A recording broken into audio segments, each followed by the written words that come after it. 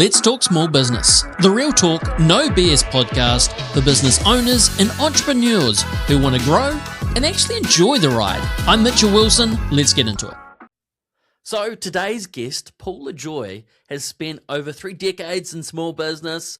And when I say he sat in every seat, I mean it. He's been the buyer, operator, advisor. He's personally acquired and exited over 15 to 20 businesses there. And he's the founder of bizbuypro.com. Okay.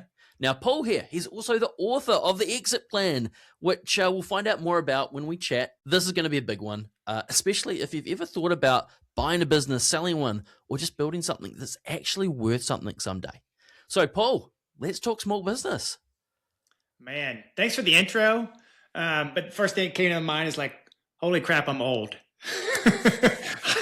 I've been doing this for a long time. Experience, don't we? It means I'm old or wise, I guess. Maybe that's a better analogy.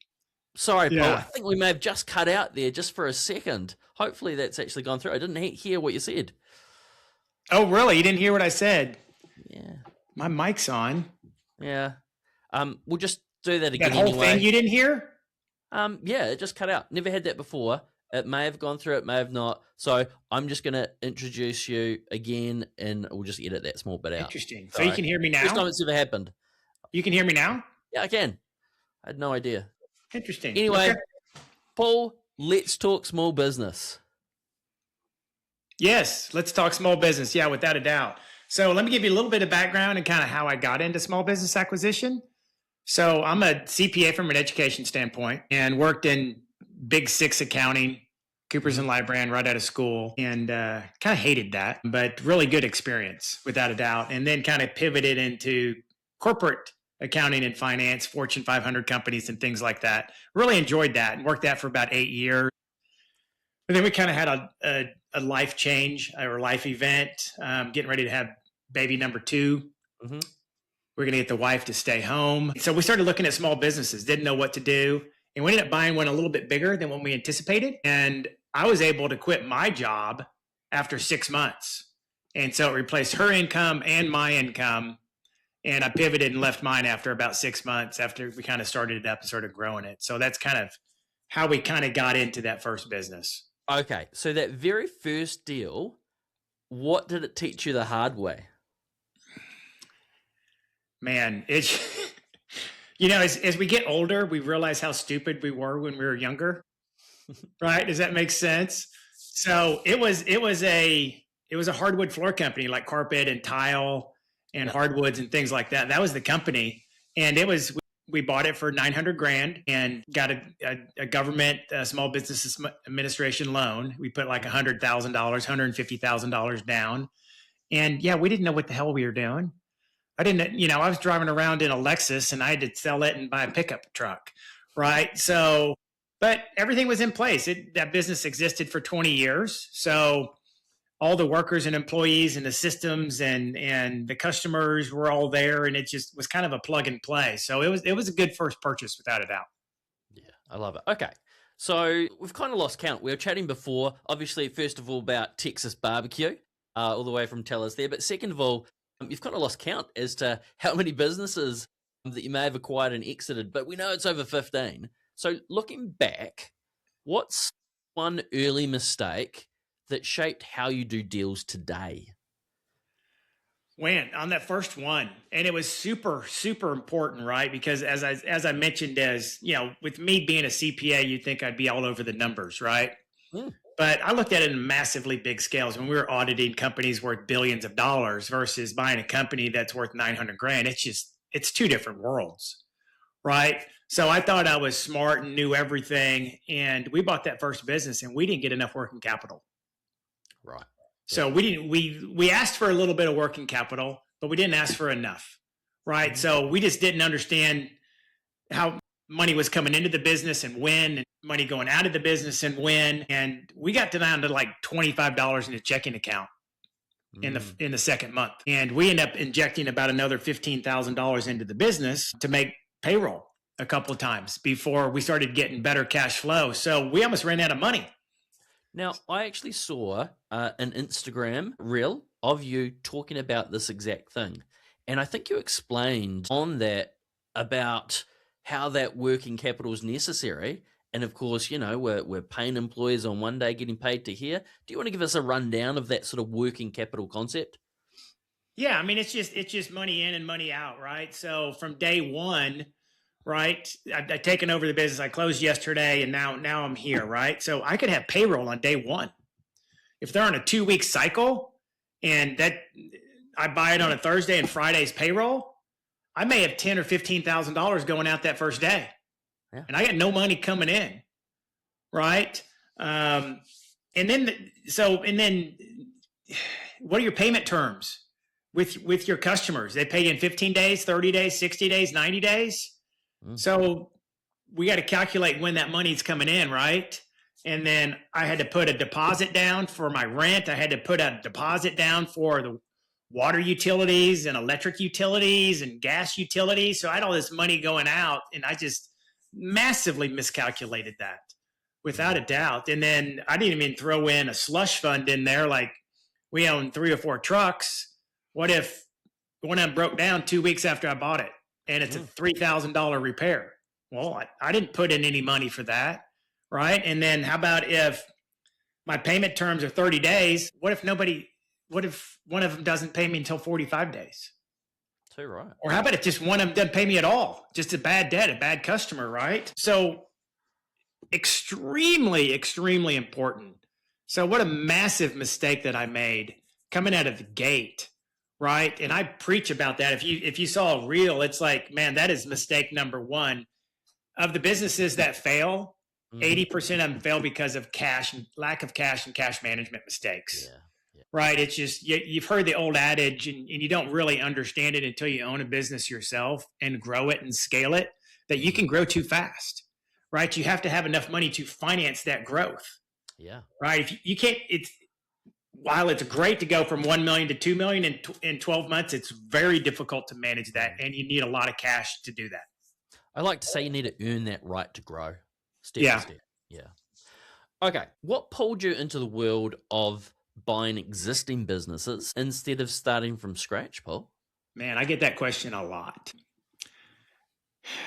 Back then, I didn't know, but I know now of why you would want to do one over the other. And I have a saying or a rule when I'm looking to buy a business. It's a 10 plus 10. So go 10 years each way from your acquisition date.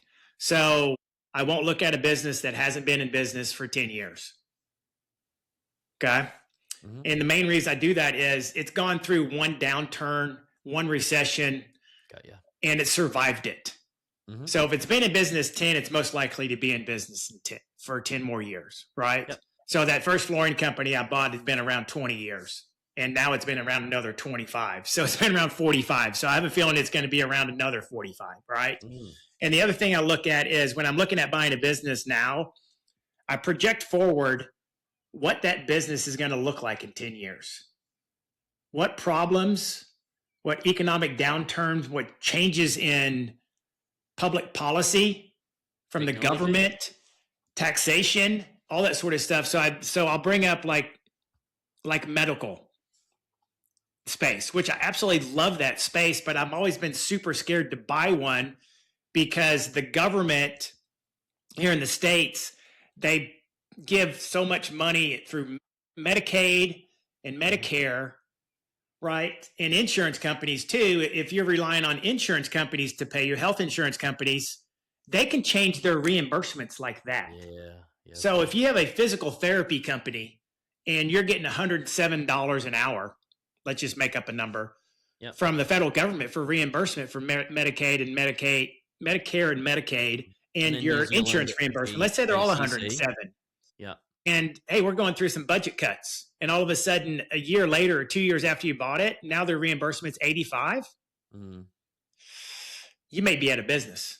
Yeah. So when you're relying on other people and have zero input on how much money you make from your customers, you're not doing your own pricing. You're just relying on someone else to pay you and hope and pray that it doesn't change. And hope and pray, by the way, is a horrible business plan. Hoping and praying is horrible. So anyway, I look at the next 10 years, and if I project it without any problems or anything like that, then that's clean. So 10 plus 10 is how I look at businesses now.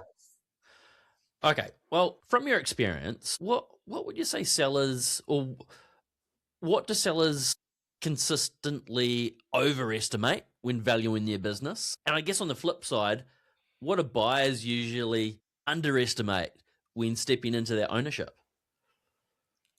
Well, sellers always overestimate how much the company's worth. Always. Always. It's our baby. Without a doubt. But that creates a massive problem, right? To reconcile how much money they want versus how much it's actually worth. But that's a whole nother 2-hour long conversation. And one thing they always overestimate too is their owner add backs. So all the personal expenses that they run through the business, that they're going to take net income and add back all of these personal expenses, they always overestimate that. And on the flip side, buyers, I feel like, never verify or ask questions about those add backs. They just take them for face value, and that's it. And when you're paying a multiple of 4, and they just had an add back for 10 grand in there, you just overpaid your company by 40 grand. And they just don't. They just take it for face value. One, because I think they're not educated enough to ask intelligent questions in that space. Yeah. But on the buyer side too, is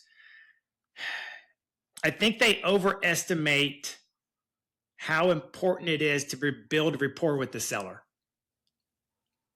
Okay. For 2 reasons. One, post-acquisition, you may need that seller for some reason for 3 or 4 or 5 years, right? So you got them on for full time for 90 days to help that transition. But there could be something weird come up. And if you don't have good rapport with that person, you're going to reach out and say, hey, Billy, man, I got something weird. Can you step in and run by the shop for an hour and help me out? And so you need to build that friendship relationship post-acquisition, but even more importantly, pre-acquisition, right? If you become a friend, then the negotiation is not confrontational. It's a conversation between 2 friends. And what I mean by that is if in my letter of intent, I offered $1 million, okay? And now I've gone through due diligence and I found something and I want a price reduction. If you're not friends with that person, he's going to tell you to go to hell. But if I've had 10 conversations, I went hunting with them, I went to a ball game with them. If you're married and they're married, then you've gone to dinner, right? And you talk about grandchildren or children and what do you like to do? What are your hobbies and all that sort of stuff. And now you're friends. So I think that is a massive miss by uneducated business buyers, is they don't understand how important that is. And now it's when you want that $100,000 discount, it's like, hey man, I found this and I couldn't vouch out some of this revenue, or man, you haven't given these guys a raise in 3 years and I'm going to be on the stuck giving them a raise for the first time. And that's going to become money out of my pocket. I got to pay you less. Oh yeah. You know what? That makes sense, Paul. Thanks for bringing that up. I should have said something about that. And now it's just a conversation with 2 friends and it goes super easy. So if a sale is going through a broker, some kind of middleman, you're kind of sort of still trying to get straight towards the owner to find the real. Yeah, I have a problem with brokers. They get in the way too much, but the brokers, if they want to go, some of the brokers don't like me having conversations with sellers, but I'm like, okay, well, come to lunch with us. You want to be on this phone call? You want to bring your spouse and have all 6 of us go to dinner? That's fine. I don't care. But, and rightfully so, they got to, I could be trying to manipulate them in some form or fashion. So I get the broker being there. Yeah. Without a doubt. Yeah. Okay. For someone buying their first business, which numbers really matter and which numbers sort of get too much attention? The purchase price gets too much attention. Yeah. Yep. So from the seller standpoint, the selling price comes out of somebody's ass sometimes, I feel like. Yeah, you're right. Yeah. They just pull it out of thin air, right? So, and sometimes it's ego, especially if it's a round number. I've always wanted to sell my business for $5 million. So I've always wanted to tell somebody that, or 10 million. That's even a bigger number. Or a million, right? It's a good dinner conversation, right? Or cocktail party, right? I've done that myself. Yeah. Yeah, exactly. So what I try to do is, if you're within spitting distance, let's say $1 million, and you think it's worth 800, okay? Give them the million and negotiate the terms. And what I mean by that is, so let's say Billy is good and Billy pays himself a $100,000 salary. So I'm going to go to Billy. I'm like, man, I'm going to give you your $1 million, but you got to help me out. I need you to work for free for 2 years. And I need you to do a seller carry at 20% at a 4% interest rate, which is below market. Yep. And I need you on full standby for that seller note for 2 years. Right. So now I gave him his $1 million, but in essence, I bought the company for $750,000. Yep. Because I got him for free for 2 years, and I got a below market interest rate, and I got him a full standby on his seller note for 2 years, so I can build up a cash pile. Probably at the end of 2 years, I got enough money to buy the second business because I did that, right? So it's a win-win everywhere. He got his $1 million, and he's got that ego, puffy chest. But behind the scenes, I really bought it for $750,000. I really like that. So I guess, what are some other creative financing deals or structures you've seen work well in small business acquisitions? Because I know right now there are a lot of sort of baby boomers. There are a lot of people that want to exit, can't sell their businesses. I guess that leads to opportunities for the next generation to get in. They don't need all that cash to start off with, do they? No, they don't. So two things that outside of working the terms versus the selling price, that's item number one that we just talked about. Item number two is there's so many investors right now that if you work your network, that you may be able to buy a business with no money out of pocket. Where right now, the SBA wants a 10% down payment over here. So if I can find an investor, I'm buying $1 million business, so 10% is $100,000. So I need $100,000. I go to an investor, and these people are all over the place. They're running around with so much money that they're just falling out of their pockets, and they don't even care. They can't even tell. So they're going to put up all the money, and you're going to give them 20% equity in the deal. Okay. And then you own 80%. You got no money out of pocket. Okay. And then if you get what I call intelligent money, there's idiot money, which is just some stupid person that has a bunch of money that provides zero benefit to you. Or if you're buying a flooring company, let's say an oil and gas company, that's even better, that I get $100,000 from somebody that's already been in the oil and gas space and knows all sorts of people.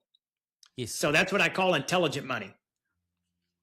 So that comes with a benefit where hey, can you reach out to your network and try to drive some business to us? And I'm thinking about opening up a second location in Midway, Texas, and that sort of stuff. So intelligent money is good. I'm kind of thinking right now, the Shark Tank. Yes. Trying to get those to invest because, they've got the connections. Yeah, they got connections. So I call that intelligent money. And then the second thing, being me a CPA and understanding this, and getting back to our previous conversation about becoming friends with people. So you're talking to baby boomers, okay, which is massive right now. So, all right. So Billy, what are you going to do with this money? This $1 million I give to you. Let's say he's 65. Well, I'm thinking of just getting a 10-year government bond, which is paying 3.25% right now. Oh, okay. Yeah, you don't want to put it in the stock market or anything because it's risky and you can't understand the ebbs and flows and the highs and lows of the stock market. So you just so right now I already know that Billy, he's cool with a 3.75% return on his money. So it's starting to click, right? Well, what if I could show you how I could get you 4.5% instead? Well, what are you talking about? Well, if you do 100% seller financing on this thing, I'll give you 4.5% for 10 years. He's like, really? What? And because I'm a CPA, I'm going to throw this out to him as well. If I wrote you a check for $1 million, you're going to pay 40% in taxes on that in 1 year. You have $1 million gain. But if you spread it over 10 years, it's in essence an installment sale, and you're going to have a $100,000 gain for 10 straight years, which puts you in about a 20% tax bracket. Mm-hmm. So instead of a $400,000 hit in taxes in 1 year, it's going to be $20,000 a year for 10 years, 200 grand. So I just saved you 200 grand in taxes. So I got you an above market interest rate, and I just saved you $200,000 in taxes. And you got yourself a business that's already operating, already making money. Yep. No money down. Yep. Exactly. So what I just told you about right now, nobody knows about. Nobody knows about. Nobody sells that. And I think for the elderly people that are selling their business, it's a massive benefit that their CPA doesn't even know about, that's not telling them. It's a win-win. Oh, yeah. It really is. Yeah. It really is. Okay. Well, actually, let's get on to your book then. The Exit Plan. Tell us a little bit about what that focuses on. Man, I've been wanting to write a book for like 20 years. And I just started writing it last January, about a year ago. It took me about 6 months, got published. It's on Amazon. It's an Amazon bestseller. And I give an audiobook away for free, by the way. So anybody, I'll send it to you, any of your listeners, just email me.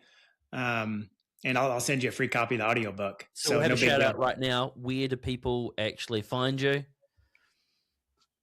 What's that? Oh, where they can find you. Paul at bizbypro.com. Perfect. There we go. Paul at bizbypro. Email me and I'll send you a free copy of the audiobook. No strings attached. I'm just here to help people out. Gets me to awake in the morning. So I finally started writing it, and it is just really a blueprint of how to buy a small business yourself. And it's just kind of a journey over my last 25 years. I feel like half of it is just all the mistakes I've made.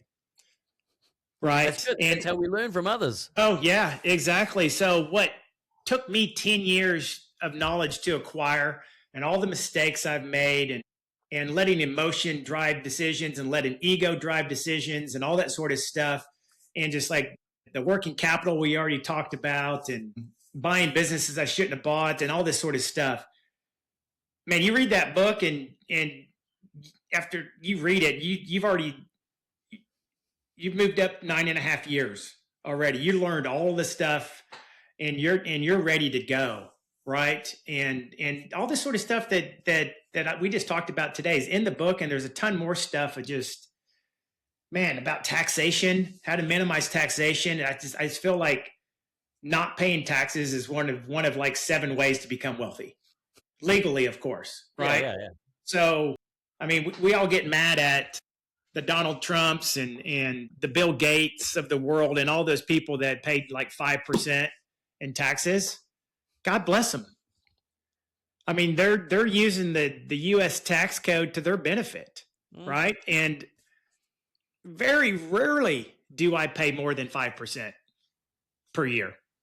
Just because I got so much stuff going on. I own real estate, and I do this, and I got depreciation and amortization and special depreciation and Section 179 and all this sort of stuff, and paying yourself properly, and paying my children out of my businesses and have them on board of directors. And it's just all this sort of stuff that it's there for you to use. And if you don't use it, if you're paying 30 or 40% in taxes, that's your own fault.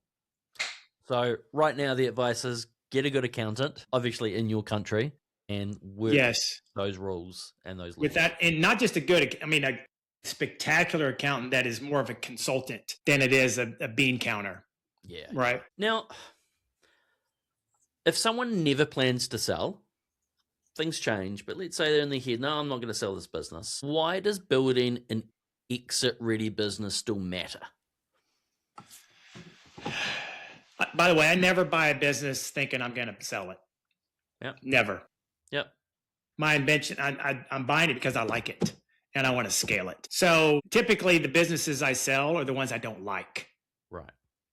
Right. Like I bought it and like, man, this didn't turn out what I thought it was going to be. And then I just kind of sell it for what I got it for. And I just pivot and move my money elsewhere. Right. So those are most of my exits. I just didn't like the business. It was hard to sell, or it's more of a commoditized business, or just whatever. Right. So I never intend to sell. I've owned the flooring company for 28 years. All right. Of course, that's my baby. So that's probably one reason I'll never sell it is that's my baby, right? And I don't want to get rid of my baby. So I'm hoping one of my 5 kids will actually want to take over the flooring business. But if not, I'll take that to my grave with me. Right. But if you are thinking about exiting, plan 3 years in advance. There we go. 3 years, right? So you got to have 3 years of profit and loss, 3 years of balance sheets, 3 years of tax returns. Everything has to be 100% documented. Everything's got to be in video, right? Just video everything on how everything is done, right? System, and then you just come in and it is just like you come in and turn on the computer and everything's done for you, right? Yeah. And by doing that, you'll get at least a 25% bump on your valuation just because everything is clean. Okay. Which actually was going to be my next question. And it may be the same answer, but let's say we've got a listener right now doing, I don't know, 300 to 2 mil a year. What's one thing they could do in that next 30 days to make their business more valuable? Number one, we've said systemization, record everything. Anything else you can think of? Without a doubt, just everything's clean, right? So I personally would make sure when you are selling it, when you do get to it, be very minimal on your ad backs. Okay. Even if you have to eat a little bit of valuation, but man, when a company makes $300,000 and they have $200,000 in ad backs, I walk away from it. Ad backs? Can we just have like a definition around that? Seller ad backs. So just personal expenses they run through the company. Yeah. So if I print out the profit and loss, it says it makes $300,000, but I pay my wife $50,000 a year, but she doesn't work in the business. So that's an ad back, right? It's an expense that new owners not going to incur. So all those ad backs, and the fewer the ad backs, the more comfortable I am with the company. But again, if your income's 300 and you have 200 in additional ad backs, that just makes me uncomfortable. One, it's just like makes you not trustworthy. That you're cheating the government out of that much taxes. You're running through all these personal expenses. It's just, if you don't trust the seller, walk away from it. So I would say minimize those ad backs, makes me more comfortable. But yeah, I think in the previous conversation, I think I answered all that. Just systematize everything, right? And then probably one other thing is if you have 1 or 2 key employees, get them under contract before you list them for sale. Yeah. Okay. Yep. We've got some gold coming out of this. And look, I kind of believe in, even if you're not going to sell, I think the process of going through and systemization and working yourself out of a job so it does run by itself, that's all part of that exit process. And it's part of making it a better business. Yep. Oh, yeah, without a doubt. Yeah. Ultimately, you strive to remove yourself from the business as much as possible because that gives you opportunity to buy number 2 and 3 and 4 and 5. And that's what I'm teaching is multiple business acquisition it creates generational wealth. Yeah. Right. So that's what I'm trying to teach people. It's not just about business number 1. It's like, let's buy business number 2, 3 years down the road. And I like buying different businesses versus scaling one. Okay. I don't think either is wrong. But I look at buying multiple businesses, especially if they're in different industries, just as diversification. Yeah, of course. Yep. Okay, we kind of touched on this before, Paul. But if someone's deciding between starting a business or buying one, how do you think they should think about that decision? Because you've started a business from scratch, obviously. I have. And you've bought. So what's the thought process? My thought process is buy one until you know what you're doing. So of the businesses that I have bought, I've got a 92% success rate. Of course, they've got that 10-year history. They do. Yeah. Exactly. Yep. Of the businesses I started from scratch, I have a 25% success rate. Okay. So if I had a thought of how you should plan this out, buy an existing business number 1, buy an existing business number 2. Cut your teeth on that, make a few mistakes, kind of understand that world. And then 5 years into this, if you want to start a business, go ahead. I love it. So at least you kind of have a better, a spitting chance of being successful, 95% of startups fail within the first 5 years. 95%. So why are you the outlier? Now, I'm speaking to someone right now who's got a load of experience, but yet you're still saying, hey, look, the ones I start up, 25%. And those ones that you did start up, honestly, looking back, what do you think you could have done differently? Or were they just shouldn't have started in the first place? Probably shouldn't have started them from scratch. Should have just not even started it. But it's so hard to guess when you're going to become profitable. How much money? Well, how much money do we need? Well, why don't we start with $100,000? Okay, that sounds good. Right? It's like, and you can budget all this stuff and put some pro formas like, okay, this is how much our payments it. But when are you going to start bringing in revenue? Yeah. In 6 months, 12, 18, 24, 36? I don't know. So it's just so hard to project a break-even point when you start something up from scratch. You don't have any customers. Hell, you don't have any employees, right? You're probably working out of a house or something like that. It's like, they're going to go rent something and sign a personal guarantee on a lease for 5 years? Are you kidding me? And you don't have any customers yet? So I don't want to discourage people, but you better have a lot of money in your pocket before you start one, because you're most likely going to lose it all. And that's fine. If you're making $500,000 from business number 1 and 2, then take that risk and throw $100,000 or $150,000 at a startup, because you can absorb that loss, right? But you can't absorb that loss if you don't have any income, right? So I don't want to say that I wouldn't have done anything differently. I liked all the businesses, and I thought we did a great job. It just didn't work out. Yeah. Okay. Yep.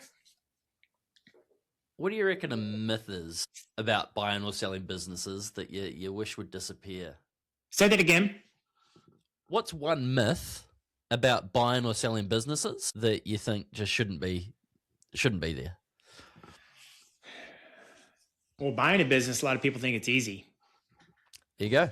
Yeah. Yep. There's a lot of people in my space that present that a lot of rainbows and butterflies and unicorns on buying a business. Oh, it's super easy. You'll have one in 30 days and no money out of pocket and absentee ownership and all this sort of stuff. And I just want to kill them. It's difficult, and it is a long process. I think it's very rewarding. I would tell everybody to replicate what I did, but I'm not going to blow hot air up your ass and say that it's easy. It's very difficult. And people don't understand that it entails sacrifice, right? So people look at where I am now and the things that I do and the things that I have and that money affords me to do, and I'm blessed, but they don't remember 25 years ago when I downsized my house. When I first bought that first house, I downsized my house by 50%, went from like a 4,000 square foot house to a 2,000 square foot. I sold my Lexus and bought a $5,000 beater pickup truck. Me and my wife did not go out to dinner for 2 years. We took no vacations for 2 years. We made a massive sacrifice. Yeah. But what's funny is 2 years after we bought that, I bought the same house back and bought me another car, a brand new car. The exact same house. We started going on vacations. What? Did you buy the exact same house? We did. Wow. Yeah, we don't live in that house now. But yes, I bought it back because I loved it. But we moved again. So they think it's easy and they're not willing to sacrifice of what it takes, right? And some people are just fairly innocent and just don't know the sacrifice that it does take. And I worked 80 hours a week. Yeah. For the first couple of years. Because, I mean, that was it. I mean, I had the saying, I was like, jump off the bridge. No, there's no looking back here. This is you. If you fail, you're done. I mean, this is, and don't take it lightly, I guess would be the other thing is, man, you got $100,000 to your name. You just bought a business. And if it fails, the government's going to take your house. And you most likely, if you're married, your marriage will end and your kids will hate you. So you got to jump off the bridge. and you don't, or burn the boat, or whatever analogy you want to use. And man, it's make or break, and it's all on you. I mean, you just said something there that kind of clicked, and I see some other people that it's not just the money that you may lose, but the stress on relationships and your family and your inner circle is so stretched as well, isn't it? Yep. And that's why I highly recommend. I mean, if you're new in this space, I mean, people try to go cheap, and it's like, I'm going to toot my own horn. Hire me, please, before you make a massive financial mistake. If you don't like me, find somebody just like me. There's hundreds of people that are just like me that have been in this space for a long time, and the majority of them are all very good. Seek counsel and make sure you're doing this right. As you mentioned before, I mean, straight away with one little mistake, there's 40K out the window. If you do it right to begin with, even on the smallest business, there's hundreds of thousands of dollars to be gained by getting the right advice. Yeah. By getting the support. Do you think that somebody in the newbie can work terms like I did earlier on the $1 million purchase price, but I was really paying $750? So you hire me, I can save you $250,000 in 10 minutes. Yep. Right. By just restructuring that deal and making sure you have enough working capital so you don't make that mistake I did. Right. Yeah. So I've got an automated working capital calculation now. So it's kind of bulletproof. Now, look, I've seen some people in certain industries and certain businesses, and they absolutely love it. And then you can get another person in that same business, in that same industry, and they hate it. Okay, so everyone's got their own opinions. But from the businesses that you've had, which have you enjoyed the most? What kind of industries? Because you're very diversified. And I guess, what have you hated? I've been all over the place. I've been in direct marketing. I've been in oil and gas. I've been in home services and real estate. And I've kind of been all over the place. My flooring company is my favorite one. It's because it's your baby. It's your first one. It's my baby, but I still work it about 10 hours a week, and I act as a salesperson. And I love getting out in the house, right? I have pickup trucks. So I got a big install on probably a $4 million house. We're putting in 6,000 square feet of wood floors. Yeah. It's probably about a $75,000 job. And I'll meet the crews down there.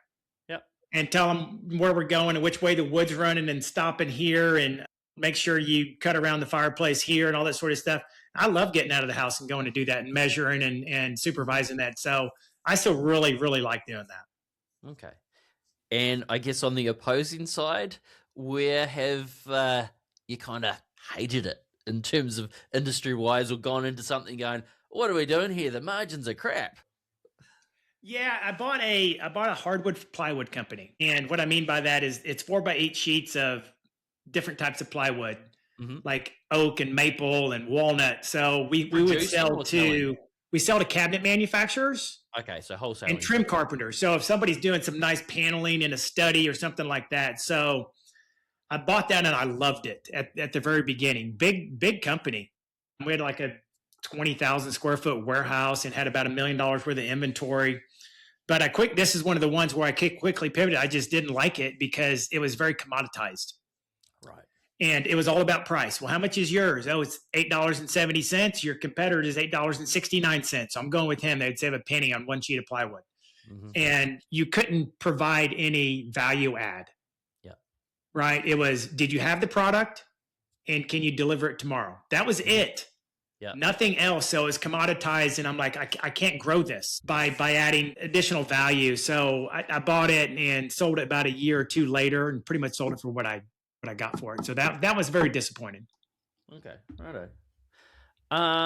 We're getting towards the end of this. So if you could leave business owners, so existing business owners now, with one guiding principle for either buying or exiting a business, what would it be? Number one is obviously hire someone like yourself. What would number two be, though? Of existing business owners? Yeah. Oh, existing business owners. Have a plan before you sell. What are you going to do afterwards? Right? If this has been your baby for 30 years and you're 65, you sure you want to retire? So you better have a plan of what you're going to do, not just with the money, but with your time. Just because you're 65 doesn't mean you need to sell, right? I plan on working until the day I'm dead, and maybe a few days after I'm in the ground too, I'll still be working. So have a plan with what you're going to do personally with your time, because you're going to drive your shit batshit crazy. You know what? I love that advice, because I was in this situation where I did sell a company with no plan afterwards. I got to about 6 months. I had the big holiday, went to Disneyland, a couple of months away, then back at summer. Okay, cruise. And then about that 6 month period, I started to go, oh my gosh, this sucks. I'm getting depressed. I need to do something. If you just want to exit because you just want your payday, you want your $3 million, that's great. But again, if you're 65 and you're in good health, you're going to live to 85. What do you do for 20 years? So what I would do is I would work a deal with the buyer. Can I stay on as a part-time salesperson indefinitely? I want $60,000 a year, every single year, and you can fire me anytime you want, but my intention is to stay here for 10 years. Then you don't have the headache of being that business owner. When somebody doesn't show up or doing payroll super late one night, and all the headaches of business ownership is gone, and now you just kind of enjoy working, right? Yeah. I love it. Hey, listen, Paul, this has been an absolute masterclass. Some real golden nuggets in there. So thanks for sharing the real world stuff, not just that textbook theory. Once again, we've mentioned it before, but where will people find you? Sure. Email paul@bizbypro.com. I can send you the book, and just send me an email for the question. I love doing this stuff. So I'm super passionate. My goal is to train 1,000 to 2,000 people in the next 10 years to do exactly what I did, that they'll be in my place in 25 years from now. So that's my goal. I love it. Hey, so folks, if you're listening to this episode and it got you thinking differently about your business, whether you're buying, building, or planning an expert, that is the point. And of course, if you've got an existing business or starting from scratch and you want to discuss, obviously, with Paul or myself, we offer here a free breakthrough session at Coachbirds, really to help identify that biggest bottleneck to map out your next smart move, or if you're buying or selling, who could be your man. Again, thanks you, Paul, for coming on. This was Let's Talk Small Business. Hope to see you again. Man, I loved it. Thank you. Cool. Let's talk small business. I appreciate you tuning in. If you got value, hit subscribe, like, or drop a comment. It spreads the word and might just help another legend get their breakthrough.